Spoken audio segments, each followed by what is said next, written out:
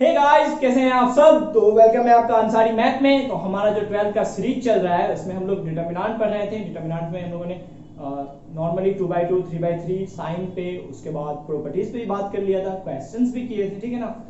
और एक short trick भी आया था साइन के ऊपर। तो आज हम लोग एप्लीकेशन ऑफ डिटरमिनेंट पढ़ने वाले हैं, ठीक है। तो आइए फटाफट से स्टडी करते हैं। तो लगाए हेडलाइन फटाफट से, एप्लीकेशन ऑफ डिटरमिनेंट, ठीक है। लगाइए हेडलाइन फटाफट से, एप्लीकेशन ऑफ डिटरमिनेंट पढ़ने वाले हैं हम लोग आज, ठीक है। तो एप्लीकेशन ऑफ डिटरमिनेंट सबसे पहले हम लोग बात करने वाले हैं एक नंबर में एरिया ऑफ ट्राइंगल के बारे में बात करने वाले हैं। सबसे पहले एरिया ऑफ ट्राइंगल के बारे में। तो कैसे फाइंड आउट करते हैं एरिया ऑफ ट्राइंगल। तो देखिए, सबसे पहले एक ट्राइंगल बनाते हैं ए बी सी, क्लियर है। ए के पॉइंट को हम लोग x1 y1 मान लेते हैं, बी के पॉइंट को x2 y2 मान लेते हैं, उसके बाद सी के पॉइंट को x3 y3 मान लेते हैं। यहां तक कोई दिक्कत नहीं है। तो ऐसे आप नॉर्मली सीख चुके होंगे, मतलब पिछले क्लासेस में 10th में 9th में एरिया ऑफ ट्राइंगल निकाला। तो हम लोग डिटरमिनेंट के थ्रू कैसे एरिया ऑफ ट्राइंगल निकालेंगे ये सीख रहे हैं, ठीक है। तो देखिए, हम क्या किए, एरिया ऑफ ट्राइंगल निकालना है, एक ट्राइंगल बनाए। तो देखिए डिटरमिनेंट के थ्रू कैसे निकालते हैं। तो डेल्टा से लिखते हैं इसको 1/2, एक डिटरमिनेंट तैयार करेंगे जिसके पहले रो में होगा 1 1 1, दूसरे रो में x का कंपोनेंट, तो x1 x2 x3, तीसरे रो में y का कंपोनेंट y1 y2 y3। ये प्रोसेस है आपका एरिया ऑफ ट्राइंगल निकालने का। किस मेथड से? डिटरमिनेंट के मेथड से, ठीक है।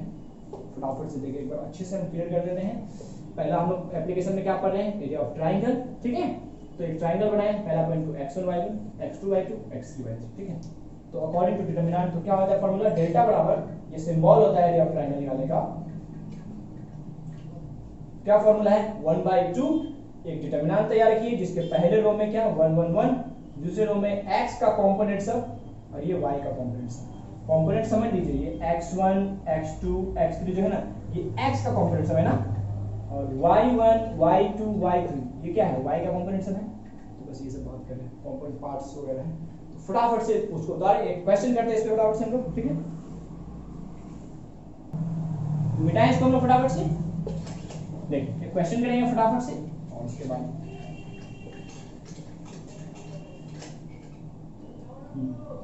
देखिए पहला क्वेश्चन लेते हैं। मान लीजिए कोई एक ट्रायंगल है ना, कुछ भी लेते हैं ट्रायंगल ए बी सी। ए का पॉइंट मान लीजिए 3,1 है, बी का पॉइंट 2,-1 है, सी का पॉइंट 3,5, ठीक है। पहले फटाफट से इसको ड्रॉ करें, किस क्या बोले, x1 y1 x2 y2 x3 y3। कोई दिक्कत नहीं। क्या निकालना है, एरिया ऑफ ट्रायंगल निकालना है ना, एरिया ऑफ ट्रायंगल निकालना है, ठीक है। तो डेल्टा बराबर हाफ, एक डिटरमिनेंट तैयार करेंगे जिसके पहले रो में 1 1 1, x का कंपोनेंट सब, तो कितना हो जाएगा 3 2 3। अब y का कंपोनेंट सब, तो 1 -1, उसके बाद कितना 5, क्लियर है। अब फटाफट से सॉल्व करते हैं ना। डिटरमिनेंट तो सबको सॉल्व करने आता ही होगा। देखिए फटाफट से सॉल्व करते हैं। इससे चलते हैं +1 से, +1 से चलेंगे तो देखिए आपका क्या हो जाएगा, ये रो खत्म। तो देखिए 5 दूनी 10, ऑलरेडी यहाँ माइनस आता है तो माइनस प्लस होकर 3 आएगा। अब देखिए यहाँ प्लस यहाँ माइनस आएगा। देखिए ये वाला रो ये वाला कॉलम खत्म। 3 5 6 15, 3 एकम 3, क्लियर है। अब इस पे जाएंगे तो फिर से यहाँ +1 आ जाएगा। देखिए ये वाला रो ये वाला कॉलम खत्म। तो 3 को -1 से तो -3, 2 को 1 से तो -2। यहाँ तक क्लियर है। जो भी मतलब अगर आप वीडियो नहीं देखे हैं डिटरमिनेंट को 3/3 को कैसे सॉल्व करते हैं, तो आप प्लेलिस्ट में जाएं, चेक करें फटाफट से। ये हम डायरेक्ट करके दिखाएं आपको, यहाँ पे इतना डिटेल में तो यहाँ बात नहीं कर सकते हैं, ठीक है। बस यहाँ समझना है कैसे करते हैं, इतना तो बता दिया फटाफट से। आगे चले, फटाफट से भी आगे चलते हैं, ठीक है।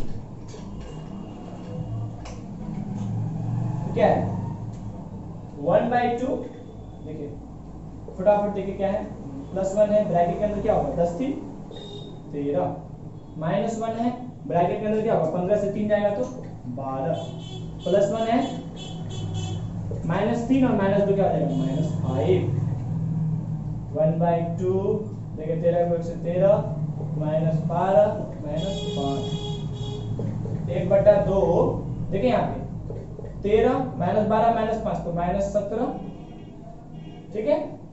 इसको तो लिख ही लिए होंगे, देखिए 1/2 यहाँ कितना बचेगा -4 बचेगा ना, इसको लिख लिए होंगे बिटाए, इस पे बिटा दें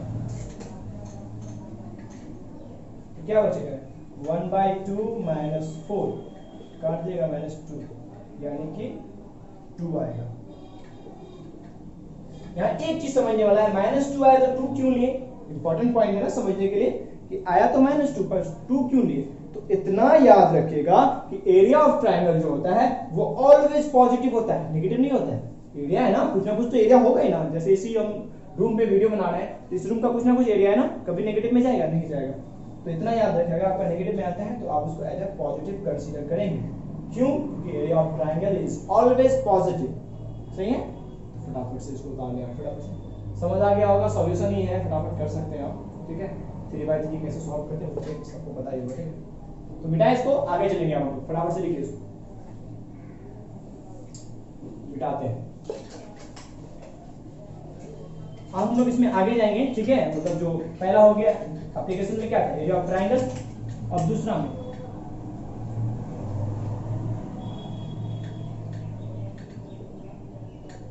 कॉलिनियर ऑफ 3 पॉइंट्स,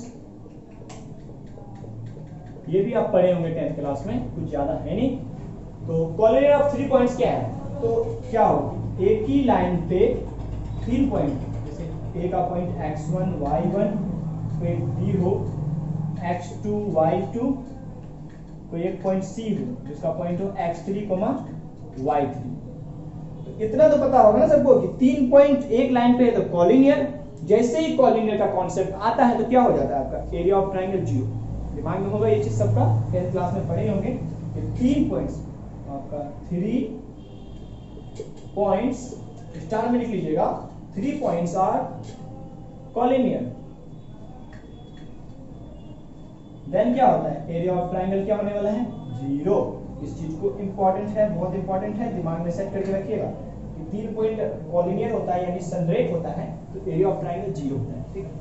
इसको फटाफट से लिख डालिए, ये आपका नेक्स्ट कॉन्सेप्ट है।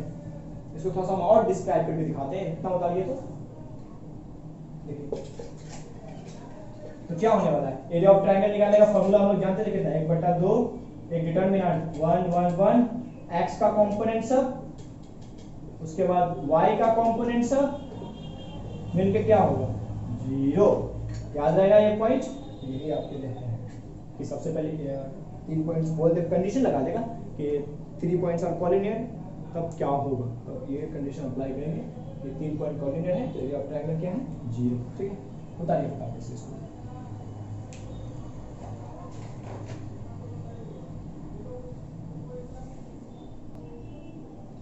तो बेटा इसको हम लोग आगे चलेंगे फटाफट से, ठीक है। इस पे क्वेश्चंस का सीरीज आएगा तो उसमें आपको बताया जाएगा क्या होने वाला है, बस इतना अभी दिमाग में याद रखिए क्या होने वाला है। एक 2-3 पॉइंट आपको नोट में समझ आना चाहिए क्या क्या, ये जो हम लोग 2 क्लियर किए अभी तक। पहला क्या था कि एरिया ऑफ ट्रायंगल जो होता है, एरिया ऑफ ट्रायंगल क्या हो सकता है कि मतलब ये ऑलवेज पॉजिटिव होगा, हमेशा पॉजिटिव, कभी भी नेगेटिव नहीं हो सकता है, क्लियर है। और मान लीजिए कि एरिया ऑफ ट्रायंगल अगर आपको गिवन है, एरिया ऑफ ट्रायंगल अगर आपको ये चीज आपको गिवन है, ठीक है, अगर आपको गिवन है और कोई अगर मतलब ऐसा किसी का वैल्यू निकालने बोला है x y z a b c किसी का भी, तो ऐसे जब कंसीडर करेंगे ना तो जो भी आपको गिवन होगा एरिया, मान लीजिए कि आपको 4 स्क्वायर यूनिट गिवन है तो आप इसको +-4 कंसीडर करके 2 अलग अलग सॉल्यूशन निकालेंगे। इस बात को दिमाग में सेट रखें, क्वेश्चन जब करेंगे ना तो ज्यादा क्लियर होगा। अभी तक बस क्या area of triangle is always positive. Area of triangle में क्या होता है कि अगर गिवन हो मान लीजिए कि 4 स्क्वायर यूनिट दिया हुआ है तो उसको +- दोनों कंसीडर करेंगे। ये कॉन्सेप्ट है, इसको दिमाग में आगे चलते हैं।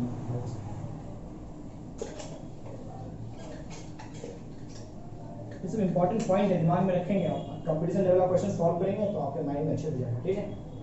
हम लोग थर्ड पे बात करेंगे, इक्वेशन की बात करेंगे, ठीक है। जैसे कि इसमें क्या हो, इक्वेशन के बारे में, इक्वेशन ऑफ स्ट्रेट लाइन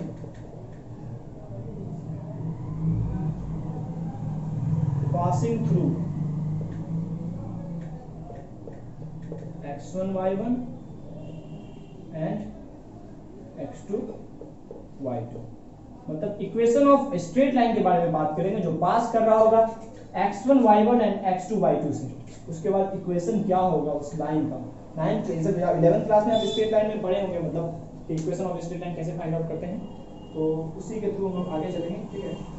जैसे अगर 11th के अकॉर्डिंग बात की जाए तो आप पढ़े होंगे कि दो पॉइंट अगर दिया हुआ है आपको 11th के अकॉर्डिंग, तो ये point A x1 y1 x2 y2, तो क्या था इक्वेशन ऑफ लाइन निकालने का, y माइनस y1 बराबर m times of x minus x1, y minus y1 बराबर m times of x minus x1।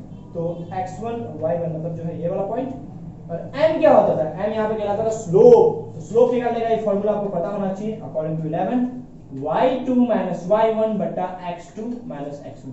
तो 11 का भी कॉन्सेप्ट लगाएंगे ऑब्जेक्टिव में तो फटाफट से बना सकते हैं, बट यहाँ 12th क्लास में है तो कंडीशन यही है कि डिटरमिनेंट यूज करके बनाना है, कंडीशन यहाँ ये आ जाता है, इसीलिए सीखना जरूरी है और कोई बात नहीं। तो 11 के अकॉर्डिंग समझ जाइए एक बार और कि दो पॉइंट अगर गिवन हो तो आप पॉइंट स्लोप फॉर्म लगा सकते हैं, this is called point slope form, ठीक है। क्यों, क्योंकि पॉइंट भी है स्लोप भी है, इसलिए इसका नाम पड़ा पॉइंट स्लोप फॉर्म। देख लीजिए लिख देते हैं पॉइंट स्लोप फॉर्म, याद रहेगा, यही आपका पॉइंट स्लोप फॉर्म कहलाता है। तो दो पॉइंट गिवन होगा, वहां से सबसे पहले स्लोप निकालेंगे, स्लोप निकालने के बाद इस इक्वेशन में लिखा देंगे ला करके y माइनस y बराबर m times of x minus x1, यहाँ से निकल जाएगा। इसको उतारे फटाफट से, थोड़ा बहुत अगर जिसे ज्ञान नहीं है तो ज्ञान सीख लीजिए।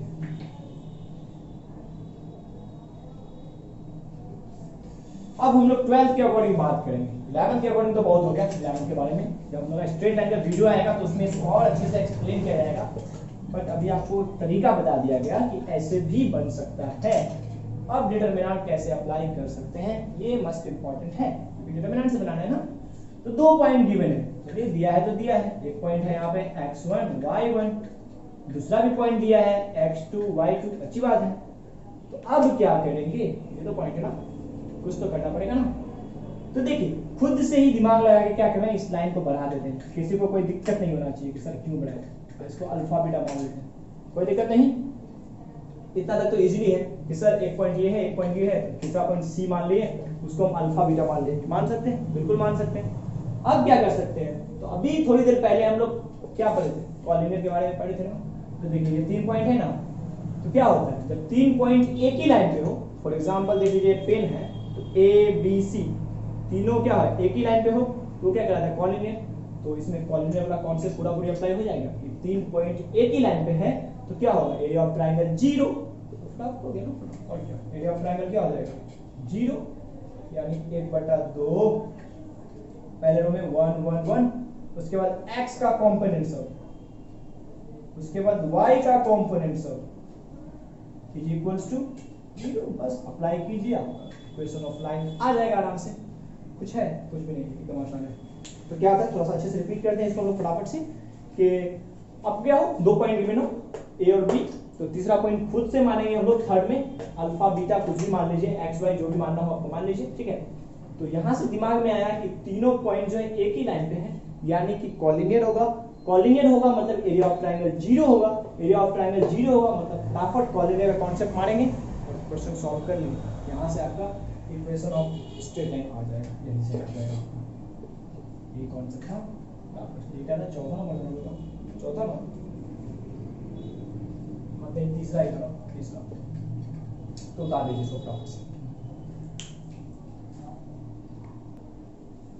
तो ये समझ गए ना, ये कौन सा है, ये 12th का मेथड था आप लोगों का कि 12th में जब आप लोगों के पास क्वेश्चन आएगा ओके, तो आप बोर्ड्स में, तो आप चाहे सीबीएसई वाले हो चाहे बिहार बोर्ड वाले हो, कहीं से भी हो, किसी भी बोर्ड वाले हो, ठीक है, आप ये प्रोसेस लगा के सॉल्व करेंगे, आपका क्वेश्चन बन जाएगा, ठीक है।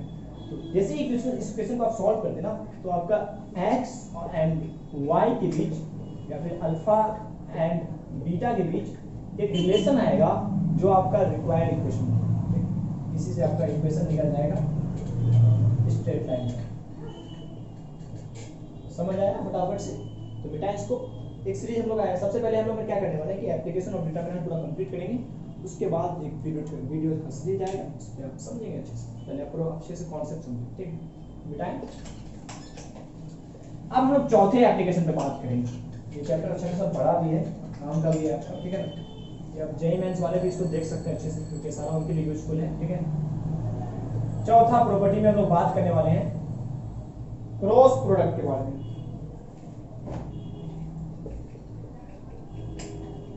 क्रॉस प्रोडक्ट ऑफ वेक्टर, ये डिटरमिनेंट की मतलब चौथी प्रॉपर्टी है, ठीक है। तो इसको कैसे डील करते हैं, समझिए, डील करना है इसको समझिए। क्रॉस प्रोडक्ट है ना, यानी कि ए क्रॉस बी तो आएगा ही आएगा, बिल्कुल आएगा, यानी कि vector A cross vector A. समझिए कैसे करते हैं। तो मान लीजिए कि कोई एक वेक्टर ए है, कुछ भी आप जैसे भी अपने हिसाब से मान सकते हैं।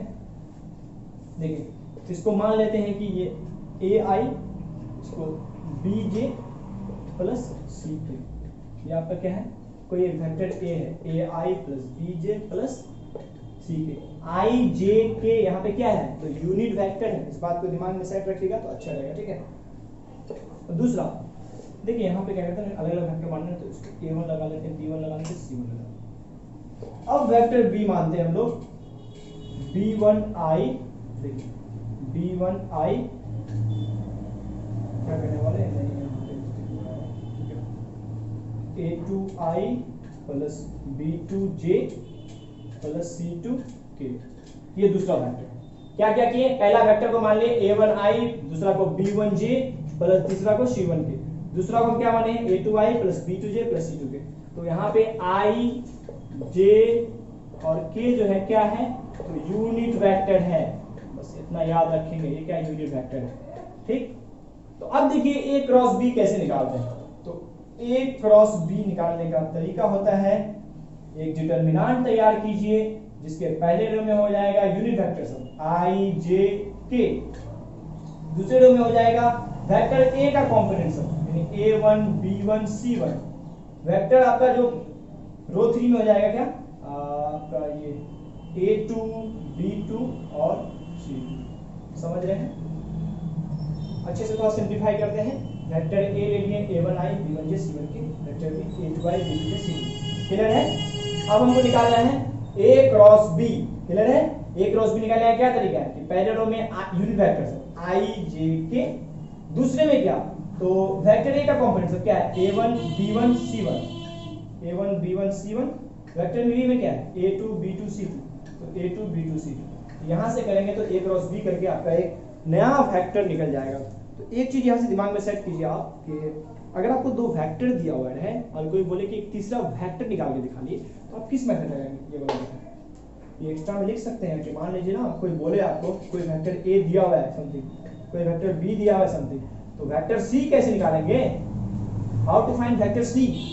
तो we apply A cross B, यानी हमको क्या लगाना होगा, ए क्रॉस बी, यानी क्रॉस प्रोडक्ट लगा के थर्ड वेक्टर निकाल सकते हैं। तो ये हमारा थर्ड प्रॉपर्टी है, थर्ड कितना है, फोर्थ प्रॉपर्टी, इसको लिखिए फटाफट से, ठीक है।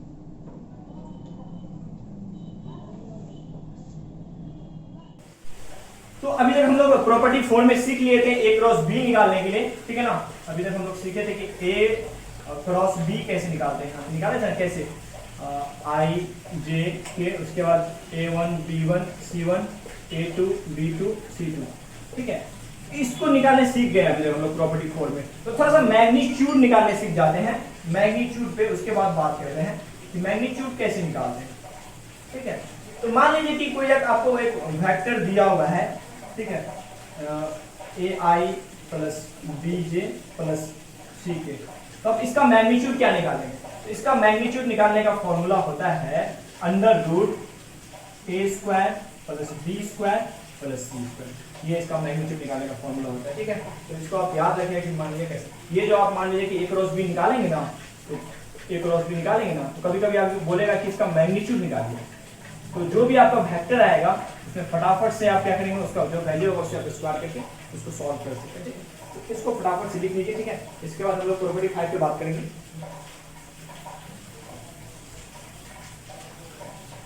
तो मिटाएं इसको, अब हम लोग प्रॉपर्टी 5 पे, तो इसको समझ गए ना। मैग्नीट्यूड क्या था, थोड़ा सा रिपीट करते हैं। मैग्नीट्यूड का मतलब मान लीजिए कोई एक वेक्टर दिया हुआ है ai plus bj plus ck, आपको बोले कि इसका मैग्नीट्यूड चाहिए, ठीक है। तो क्या करेंगे कि जो भी है ना इसका, ये तो यूनिट वेक्टर है, सबको पता है i j के, ये जो चीज है ना इसका स्क्वायर विद इसका स्क्वायर पॉजिटिव साइन के साथ, यही क्या होता है इसका मैग्नीट्यूड कहलाता है। तो a क्रॉस b मान लीजिए कि आप फाइंड आउट कर लिए, तो आपको magnitude of a cross b, तो a क्रॉस b कोई वेक्टर आएगा ना समथिंग, जो भी मान लीजिए कुछ भी आया, तो उसी में आप क्या करेंगे कि a का स्क्वायर b का स्क्वायर c का स्क्वायर सॉल्व करेंगे, ठीक है। इस तरह से बताते हैं, मान लीजिए कि आप a क्रॉस b सॉल्व किए, आपको 2i 3j प्लस आपका 5 के मान लीजिए आया, क्या करेंगे इसका a क्रॉस b कैसे निकालेंगे मैग्नीट्यूड, तो 2 का स्क्वायर 4, 3 का स्क्वायर 9, 5 का स्क्वायर 25, तो सॉल्व कर लेंगे, जितना आएगा कितना होने वाला है 9 4 13 और 25 38, a क्रॉस b निकाल लिया था, बस हो गया। बेटा उसको लिखेंगे तो लिखिए, ये तरीका है क्रॉस b का मैग्नीट्यूड का, ठीक है ना। एक और हम करके दिखाते हैं मैग्नीट्यूड के ऊपर, इसके बाद क्योंकि अपना जो अगला जो प्रॉपर्टी है ना बिल्कुल मैग्नीट्यूड पे ही कोरिलेटेड है। तो मान लीजिए कि कोई आपको x बराबर दिया हुआ है कि 5i plus 7j plus 10k, इसका बोले मैग्नीट्यूड निकालिए। मैग्नीट्यूड को ऐसे लिखते हैं, क्या होता है 5 का स्क्वायर 7 का स्क्वायर प्लस 10 का स्क्वायर, यही होता है ना ai plus bj plus ck के फॉर्म में, ठीक है। तो ये इसका फटाफट से कितना होने वाला है, 5 का स्क्वायर 25, 7 का स्क्वायर 49, 10 का स्क्वायर 100। फटाफट से सॉल्व करिए, कितना होगा 149 149 और 25 176, सॉल्व करके निकाल लीजिएगा, जो भी आ जाए बाहर वही उसका आंसर होगा। तो यही इसका क्या कहलाता है मैग्नीट्यूड। जब हम लोग क्वेश्चन करेंगे ना उसमें और भी क्लियरली बताएंगे आपको। अभी बात ऐसे समझ लीजिए कि x को एक वेक्टर दिया हुआ है, उसका मैग्नीट्यूड निकाले मैंने, जो भी उसका कंपोनेंट है उसका होल स्क्वायर करते थे, प्लस करते थे, जोड़ते थे, सॉल्व कर लेंगे, ठीक है। चलिए आप हम लोग प्रॉपर्टी 5 की ओर बढ़ेंगे, इसको उतारें आप फटाफट से, ठीक है। प्रॉपर्टी 5 क्या होता है डिटेल में समझते हैं अच्छे से 5 नंबर प्रॉपर्टी को, ठीक है। तो मान लीजिए कोई वेक्टर a है, कोई दूसरा वेक्टर b, क्या है, दोनों क्या हो एडजेसेंट, एक दूसरे का एडजेसेंट, ठीक है। तब इस केस में एरिया ऑफ ट्रायंगल क्या हो, तो कोई एक वेक्टर ये वाला, दूसरा वेक्टर क्या हो ये हो, दोनों क्या हो एडजेसेंट हो, ठीक है। तो इस केस में एरिया ऑफ ट्रायंगल, देखिए इसको ऐसे मिला सकते हैं, ठीक है। तो कोई एक वेक्टर कुछ दिया होगा समथिंग, मान लीजिए a1i plus b1j plus c1k, clear है। कोई दूसरा वेक्टर b दिया होगा आपका, मान लीजिए a2i plus b2j plus c2k, clear है। यहां से बोला है कि आप एरिया ऑफ ट्रायंगल कैसे निकालेंगे, तो वहां से एरिया ऑफ ट्रायंगल निकालने का फॉर्मूला है 1/2 magnitude of a cross b, यही फॉर्मूला है आपका 5 नंबर आपका जो इसका यही कहता है कि मान लीजिए कि कोई आपका a और b कोई एडजेसेंट साइड है, कोई वेक्टर a दूसरा वेक्टर b क्या है एडजेसेंट साइड्स है, ठीक है। देन एरिया ऑफ ट्रायंगल कैसे निकालेंगे, एडजेसेंट साइड समझ रहे हैं, ये दोनों इसका क्या है ये और ये एडजेसेंट। तो इस केस में एरिया ऑफ ट्रायंगल कैसे निकालेंगे, तो इसमें करना क्या है कि आपको सबसे पहले a क्रॉस b, जैसे हम क्रॉस प्रोडक्ट से निकालने बोले, उससे a क्रॉस b निकाल लीजिएगा और उसके बाद उसका मैग्नीट्यूड निकालिएगा, 1/2 से मल्टीप्लाई कर लीजिएगा। तो पहले हम क्या करेंगे, ट्रायंगल निकालना है, क्या हो जाएगा 1/2 magnitude of a cross b। a और b क्या है यहाँ पे एडजेसेंट साइड्स, ठीक है। इस केस में रहे तो आप ऐसे क्या कर सकते हैं, एरिया ऑफ ट्रायंगल इस तरह से फाइंड आउट कर सकते हैं, ठीक है। तो ये हमारा प्रॉपर्टी 5। इसके बाद हम लोग बात करेंगे इतने में एक्चुअली में ये एप्लीकेशन सब था ना हमारा 1 2 3 4 5 एप्लीकेशन था, ठीक है। उसके बाद 5 और एप्लीकेशन है, ये सब आपका ना जेईई मेंस के लिए बहुत इंपॉर्टेंट है, ठीक है। तो इस टॉपिक में पढ़िएगा, अच्छे से समझिएगा, इसलिए क्वेश्चंस आते हैं, बोर्ड्स के लिए उतना इंपॉर्टेंट नहीं है बट जेईई मेंस के लिए बहुत इंपॉर्टेंट है। तो मिलेंगे आप लोग नेक्स्ट वीडियो में 5 और एप्लीकेशन के साथ, तो जुड़े हैं अंसारी मैथ के साथ, ठीक है। मिलते हैं नेक्स्ट वीडियो में, थैंक यू।